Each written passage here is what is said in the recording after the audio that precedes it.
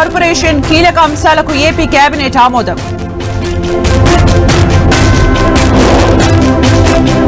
కంచగచ్చుబోలి భూముల్లో చెట్లు నరకొద్దన్న సుప్రీంకోర్టు, భూ వివాదంపై మధ్యంతర నివేదిక కోరిన ధర్మాసనం. కంచగచ్చుబోలి భూములపై రాజకీయ రగడ, కాంగ్రెస్ బీఆర్ఎస్ మధ్య మాటల యుద్ధం. బీఆర్ఎస్ ఎమ్మెల్యేల ఫిరాయింపుపై ముగిసిన వాదనలు, తీర్పు రిజర్వ్ చేసిన సుప్రీంకోర్టు.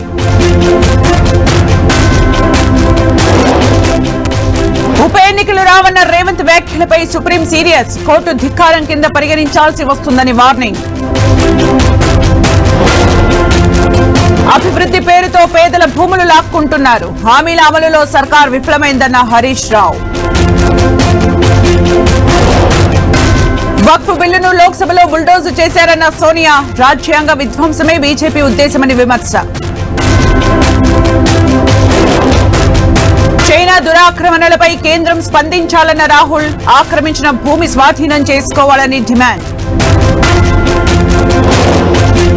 వ్యక్తిగత ఆస్తుల వెల్లడికి సుప్రీంకోర్టు జడ్జీల సై, న్యాయ వ్యవస్థపై విశ్వాసం కలిగించేందుకు నిర్ణయం.